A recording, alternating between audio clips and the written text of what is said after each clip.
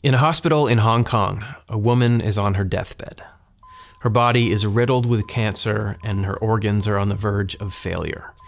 The doctors tell her family to say their goodbyes and she slips into a coma. This is the end, they tell her husband. She's dying. Her body can't fight this. But he shakes his head, refuses to believe them. He's not going to give up on her.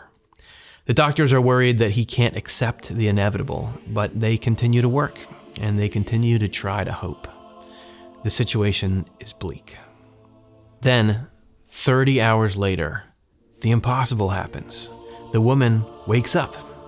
Within weeks, all traces of cancer are gone. Anita Moorjani was cured, and she has a message for everyone on Earth.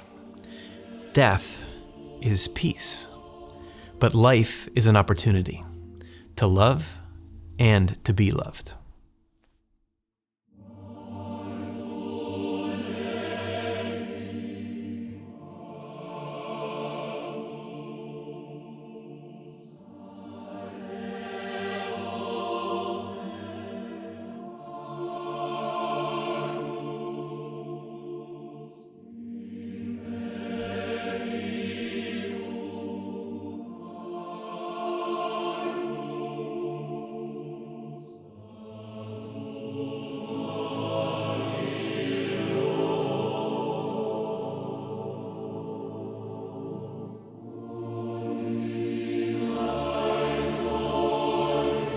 Anita Moorjani arrived at the hospital with stage 4 lymphoma.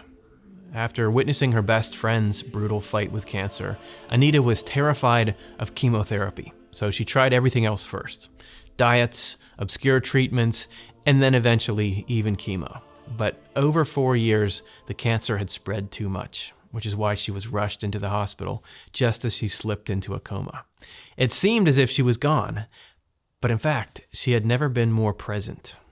No one there realized while she was unconscious, Moorjani was still in the room, outside her body, watching and hearing everything. To her surprise, she felt better than she ever had in her life. The pain was completely gone, and it was replaced by peace and heightened senses. She was more aware, more awake, more energized, more loved, more everything than she had ever been before. I'm totally fine, she thought, wondering at the fear of the people in the room. Immersed in tremendous love, alert and energetic, completely without pain, Anita Moorjani was finally free.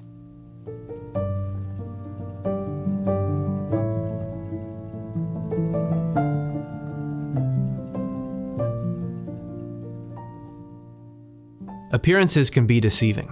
Anita Moorjani seemed to her family and friends to be nearly dead, but that's not at all what she was experiencing. Here she was, feeling the best that she had in years, perplexed by her sick, tired body lying beside her and the sadness of all the people in the room.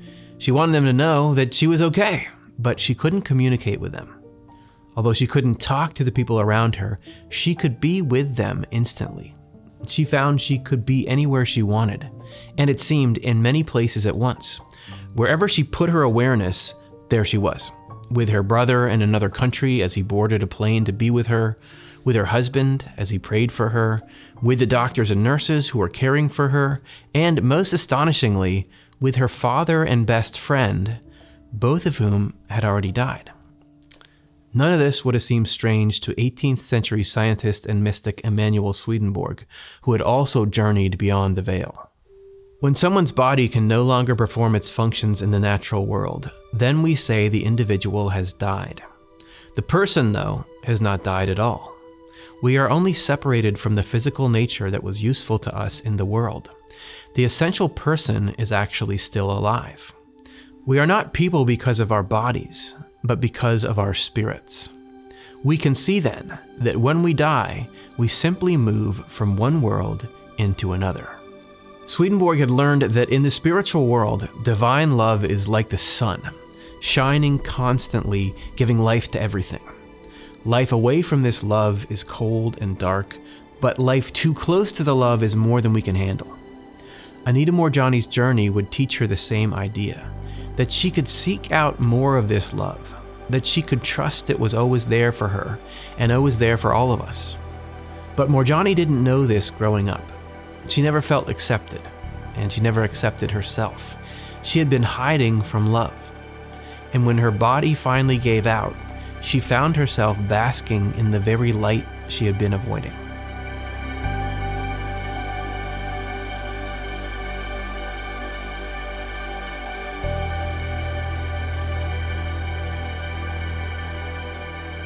Anita was experiencing a startlingly beautiful reality. She found herself in a heavenly realm, overwhelmed by compassion and unconditional love. In this space, all of her fear disappeared. She was stunned. She had never felt good enough. She had judged herself very harshly, believing herself to be unworthy. But here, she saw things differently. For the first time in 4 years, there was no more pain. The pain was gone. I didn't feel that heavy breathlessness. And the best part was there was no more fear. There was no discomfort, but there was no fear at all. I had been so scared. I had been fighting and fighting and fighting to stay alive. I was fighting the cancer. And now the fight was gone. And I felt beautiful, amazing, magnificent. And then I felt what I describe as a feeling of unconditional love. But the words don't do it justice, because the feeling was something much, much more. Amidst all of this love, all of this confidence and peace, Anita found a new mission, a new version of herself. In an interview with the International Association for Near-Death Studies, or IANS, Moorjani said, "The amount of love I felt was overwhelming. And from this perspective, I knew how powerful I am and saw the amazing possibilities we as humans are capable of achieving during a physical life. I found out that my purpose now would be to live heaven on earth using this new understanding, and also to share this knowledge with other people." Moorjani talks about living heaven on earth. She stumbled upon something Swedenborg learned 2 centuries earlier, that heaven isn't a place outside of us, but something within us, born whenever love rules our lives.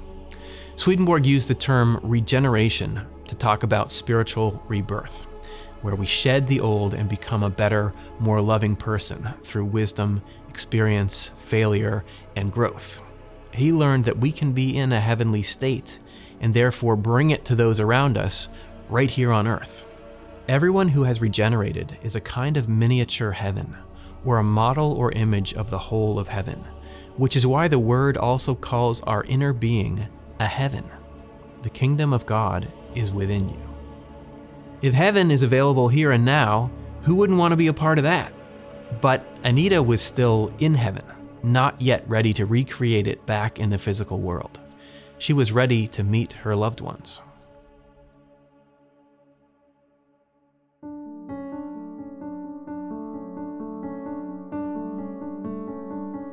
Emanuel Swedenborg witnessed countless people arriving in the spiritual world, greeted with love by jubilant family members. I have heard many people who had just come from the world overjoyed to see their friends again, and their friends overjoyed that they had arrived. Anita Moorjani was no exception. Friends and loved ones greeted her with effusive delight, warmth, and love. My father had passed away 10 years prior to me having this experience. And there he was. I felt he was there to greet me. It felt as though my father wasn't the only person that was there, but he was the first person I recognized. And it wasn't his physical body. It was more like pure consciousness or his essence or his soul. When I was growing up, my father and I had a very turbulent relationship. When I encountered my father in the other realm, however, all I felt from him and for him was pure, unconditional love. Nothing more, nothing less. There was no judgment. My feelings of guilt had gone when I just felt that pure, unconditional love. And I understood that he had been with me throughout my illness. He had been with me even at my wedding. He had been with my whole family all this time.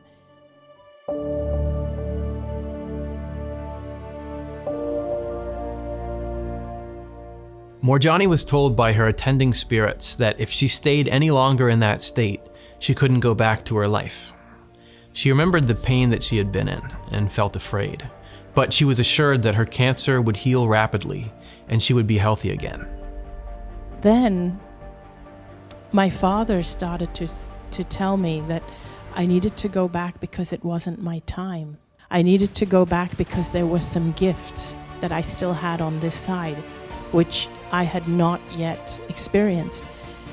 It was like he was telling me that you've suffered and now there are some gifts waiting for you. And then it was like I saw a vision of what my life would be if I chose to come back. There was something waiting for me. There was a purpose, and I had to go back to fulfill this purpose. Swedenborg might say that her spirit was being reordered, lifted from fear to love.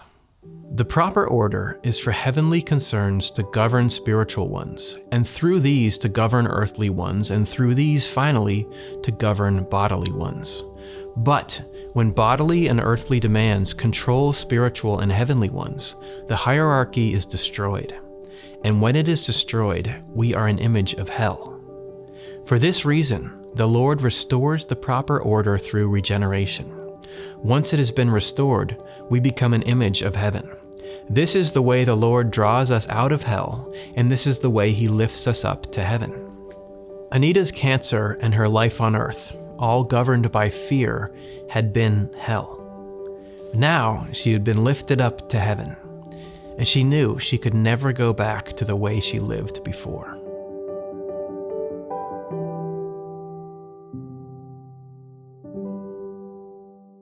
Knowing that her cancer would heal reassured Moorjani to return to her body.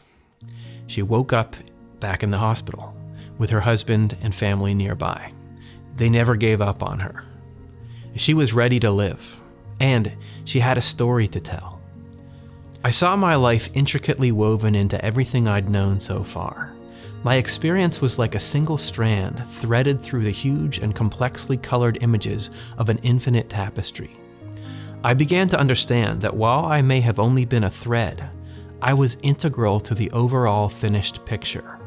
Seeing this, I understood that I owed it to myself, and to everyone I met, and to life itself, to always be an expression of my own unique essence.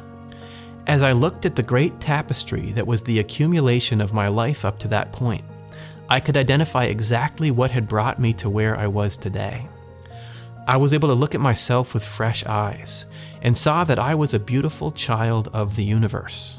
I understood that just the fact that I existed made me worthy of this divine love rather than judgment.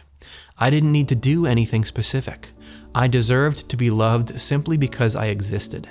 Nothing more and nothing less.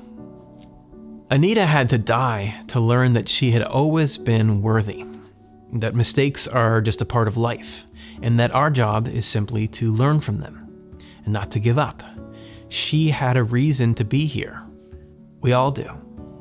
Swedenborg learned that through spiritual growth or rebirth, we can create ourselves anew. The goal of rebirth is for us to develop a new inner self and therefore a new soul or spirit. But our inner self cannot be remade or reborn unless our outer self is too. What can we learn from this?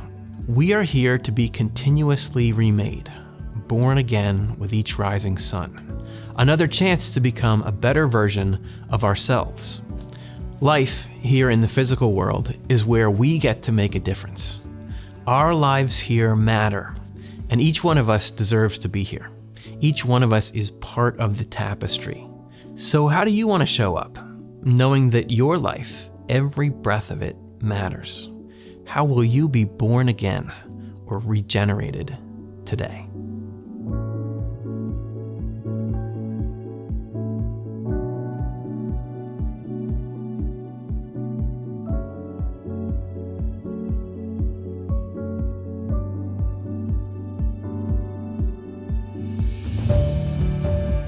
Hey, thanks for watching the NDE files. Hope you enjoyed this episode. What we're trying to do in this show is make sense of the afterlife. We're trying trying to take the experiences of Emanuel Swedenborg, which are just incredibly extensive and structural, and match them up with experiences throughout history so that we can try to understand what's really going on with a life after death, so that we can get a good sense of what this reality we're in is, and hopefully have not just comfort, but action steps of how we can live rightly in that. So please please subscribe. That helps our channel get out there, and leave a comment. We're going to respond to every comment that you put here because we want to know what you think. Thanks for watching.